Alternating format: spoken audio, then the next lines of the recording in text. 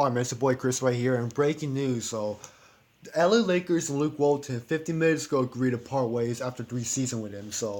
Yes, and Luke Walton is no longer the coach of the LA Lakers, and there was a good chance that he was going to resign with him, but the people were saying that, they're begging the LA Lakers that they don't want Luke Walton to be coach next year, and I don't know if that's something got to do with LeBron and the Lakers' chemistry or the Lakers not making the playoffs, but honestly, it has nothing got to do with LeBron because, I understand, LeBron created the locker room problem, but that has nothing got to do with, coaching, Luke Walton. So, Luke Walton is no longer the LA Lakers after 3 seasons, and I don't really pay attention to coaching shit, but, the reason why he lost his job because, Luke Walton, his adjustments, rotation isn't really that good, strategy isn't really that good, and even people said, Magic Johnson even said he doesn't want Luke Walton to be a coach at all, but Magic Johnson said he'll give credit due where Luke Walton at least tried his best, though, and yes, this is the real story right here that I'm a Luke Walton being a coach of the LA Lakers, and I'm not gonna read assumptions right here. You can read it for yourself, and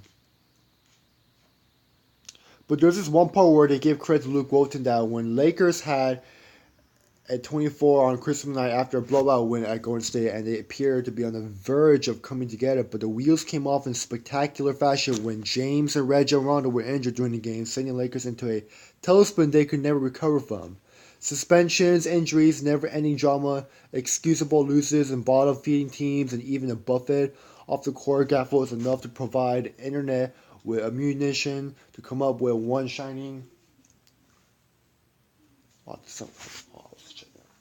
Alright, back to it. Luke Walton season doom Walton. Walton will lose Lonzo ankle and Brandon Ingram blood clot in the shoulder to season-ending injuries as the Lakers had James Ingram and Ball together for a total of only 23 games, going 15-8 during that span. The Lakers missed more than 2010 games thanks to injuries and used to more than 25 different lineups this season. Now, for the fifth time since Phil Jackson last sat on the Lakers bench in 2011, the Lakers will be looking for a new coach to attempt to receive that proud franchise and take it to the postseason for the first time since the 2012-13 season, See, because that sounds like, Luke Walton's, rotation adjustments, he keeps on, changing it up, even though he shouldn't, for example, I don't know why, he gives KCP so many minutes, and he always put KCP in the crunch time when KCP all of a sudden he's like JR in the court, dude, he's a good defender but takes a lot of bad shot selections, and I don't understand why, Luke Walton, he doesn't put up that player back in the game when he's on fire, He always puts up, a warm-up player in the game, all of a sudden he misses their shots, and... But you gotta give credit to Luke Walton, back in 2015-16, his coaching was the reason why, the Golden State, won 27 games in a row and broke the record, but however, since he went to LA, that shit didn't happen. But I would give credit to some games where when the Lakers beat the Warriors after LeBron got injured, I'll give him credit to that, but that wasn't enough, because you're supposed to go to the playoffs with all your squad together, but it seems like, injuries and staying healthy was the reason why, they couldn't go there, but... So the Lakers' good chance front runner, their good chance of landing is either Tyronn Lue or Monty Williams, and I don't understand why they will pick Tyronn Lue even though Tyronn Lue is kind of the same Luke Walton, except Luke Walton and Tyronn Lue they're both similar in the coaching because Luke Walton back in 2015-16, right? Back in 2015-16. He actually, got a free cakewalk because in 15-16, Kyrie and Love were out in the NBA Finals just LeBron on the bench. So, of course, Luke Walton, was just a coach. And Tyronn Lue, just got his job after David Blatt got fired. Because David Blatt, was supposed to, well, I don't know why David Blatt got fired, but David Blatt, just wanted to, coach. But then LeBron requested him to be gone. So, that's the reason why, and... Therefore, 2015-16, you can't compare Tyronn Lue and Luke Walton because the 2015-16 season, Luke Walton wasn't really coaching at all. He was just a backup, and Steve Kerr was back there. But 2016, when you look at Tyronn Lue, you gotta give credit to Tyronn Lue that, his coaching was the reason why, they upset the 7-9 Golden State Warriors that broke the Bulls record, And then, 2018, Tyronn Lue lost his job after the Cavs got into a rough start 0-9, and then Larry Drew replaced the the coaching of Townley spot, and Larry Chu is even doing a good job too as a coaching. Like he's actually helping this rebuilding Cavs team to become like a good decent team, and I believe they'll become good next year. So, all right, so here's all the coaching options. What would be the best for the LA Lakers? So. Here it is, and oh yeah, I forgot to talk about Monty Williams. So Monty Williams, like I don't really pay attention to him that much, but here's all the information about Monty Williams. So here we go. All right, so number one, Tyronn Lue. So this is the reason why Tyronn Lue's on the list, and there's like a lot of coach names on this list and article, and the reason why they mention this coach because they're letting you know like why they could be a good coach or not. So we'll talk about Tyronn Lue right here. So Tyronn Lue, if the Lakers know the next season roster will be composed much like James' Miami Heat team and those of the second stint with the Cleveland Cavaliers, Lue emerges as a logical top candidate according to reports by ESPN agent Wojnarowski. He is the front runner for the job. The former Cavs coach won a championship with James in 2016 over a 739 Warriors team, an incontrovertible achievement that James Harden coming up as an NBA assistant. Lue earned his bones as a Texan first and foremost. Whatever he drawing up sets out timeouts or installing counters on flying crucial postseason game. Lue's high IQ basketball brain speak to James. Lue also is willing to challenge James in front of the team at selected moments. If, say, James insists on strategy that runs counter to Lue preferred game plan, while he's fit for a well-seasoned group of vets led by LeBron, Lue isn't a builder of coaches, nor is he an inmate teacher who will verse at 22 years old in the study of NBA basketball.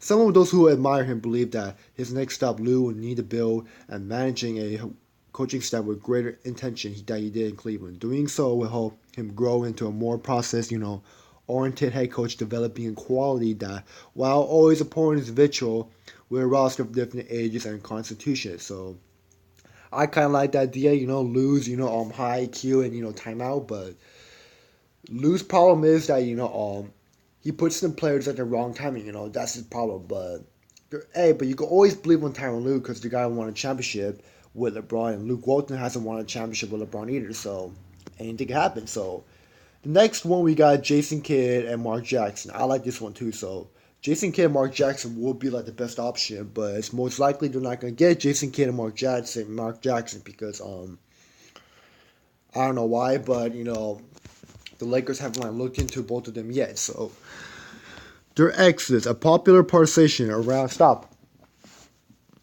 their exit population procession around the league that James value former players who are more inclined to provide support, act as a sounding board, and establish their own structure. The thinking goes that coaching LeBron means coaching around LeBron or deferring to him.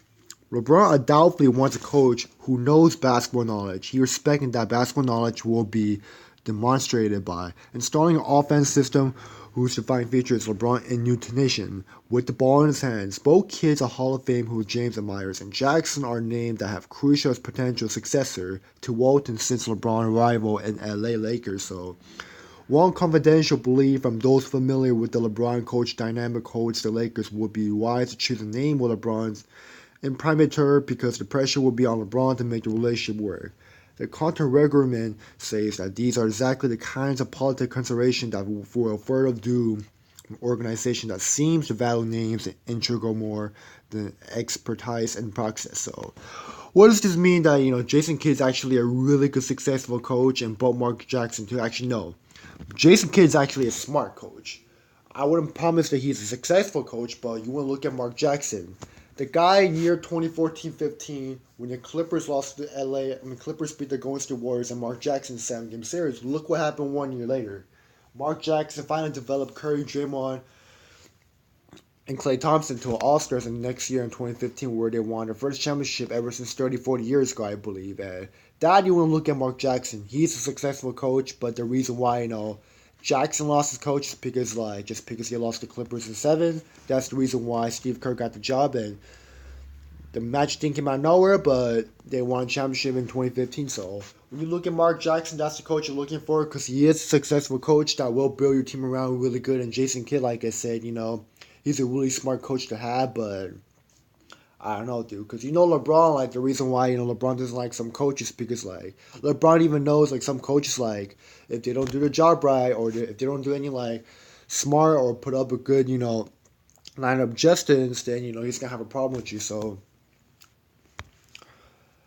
our next one. So we got Doc Rivers, the head coach of the LA Clippers. So when asked for idea candidate, multi NBA insider including executive coaches and a high profile active player recommend that LA Clippers head coach, his name circulated so widely in the NBA articles that he had to publicly temper rumors of field goal, which means he has to hide it before they find out. So those who name Rivers, who's under contract with the Clippers, know that he have James immediately respect at the outset for a championship versus XOs. Oh, so team routinely give LeBron team fits in their East clashes. Also for his performance, leading and transition Clippers team through 2 seasons in the flux and to unportable player bird. So it didn't give out many information, but it's trying to say that Doc Rivers will make sure, like he'll promise you that you will go to the team where he's coaching that's a playoff contender, and LeBron said, like, he's looking forward to end the job to make the Lakers go to playoffs ever since, like, 2011-12 when Kobe was there. So, next we got Monty Williams. Williams, who's currently served on Brett Brown's staff with the Philadelphia 76ers, has a strong reputation for the character and 5 years experience in the first chair with the New Orleans Pelicans. He's also a central candidate for the job, according to one Wojnarowski report. Williams is a coach with a penchant for structure and a gift for communicating with players from transcendent superstars to 15-man. He's a serious person with who LeBron James can have a serious conversation with a near RSO. So that why being said that Monty Williams like will solve the problem really good and he can talk to anyone. Like for example, the Lakers locker room problem disaster after they're talking about who's getting traded. Monty Williams will be the guy who solve it easier. That sounds like Monty Williams, like he could be an interesting coach, because like I said, it said he had experience for 5 years with the Pelicans, and two, they say he's really good at communicating as a coach. So I kind of believe that Lakers could get Monty Williams, but I have to look into it more. So, all right, we're gonna continue reading an article about Monty Williams about his coaching. So the Lakers coaching must take into accounting and inconvenient reality. James will turn 35 this December, and now placing on forgiving Western Conference any notion that the job demands a little more than a steady hand to manage LeBron workload and expansion is dangerous. If the Lakers aspire to strong playoff seeding, they can't waste a month or two not building good habits. They can't phone in this defensively or wing it half court with LeBron as a last resort. In short, the Lakers' next head coach will have to emphasize detail at a much greater level than LeBron. A basketball 7 prefers its only way to ensure his teammate, all young and can compensate for a higher degree of difficulty. If the Lakers still have to rely on maturation of the young core in 2020, they will need a coach who excel at player development in addition to LeBron's counter management. Given what's at stake, it will be advice for Lakers to hire a head coach for one player on a team who doesn't require hand coaching while ignoring those who growth will determine the team fate. Even that one player is LeBron James, so are they head coaching candidates who can split the difference in the Lakers' established credibility and authority with LeBron similar to let's see create an environment where young players can grow? And now we got Darvin Ham. So I don't know who Darvin Ham is, but this is pretty interesting too. So Darvin Ham, a apt place to start would be the staff of Milwaukee Bucks coach Mike Budenholzer in recent years. Budenholzer has cultivated a program that's developing heavy yet one that's efficient, individually tailored, not all talent shows, and big plus for vets. So both Utah Jazz head coach Quinn Snyder and Brooklyn Nets head coach Kenny Atkinson have graduated from Budenholzer branch of Prosper U. Hamel Lee, assistant of Budenholzer, current Buck staff, is an interesting case study. He brings a balance of skills, having served under Budenholzer for 6 seasons and mastered a 10-to-10 structure. That brings out the best in teams like the league leading Bucks. He would assemble a smart staff of skilled tactician, communicator, and run a tight skip. But one without busy word thought Ham didn't have the career of a kid Jason. He established a reputation in recent years as an assistant with exceptional bedside manner, someone who can speak through tough truths to players irrespective of their standing. If the goal is to create a world where James feels he needs are being met, whereas Kuzma learning how to play consistent brand of NBA defense, Ham might respect the middle ground. He has the temperament and prescience to inspire to challenge both men. He has also previously worked for the Lakers as assistant coach for 2 seasons. So, all right, so he actually been a coach for the Lakers 2 seasons. So, therefore, he might be assistant coach again. So who knows? So, oh my God, I'm gonna retire reading. So,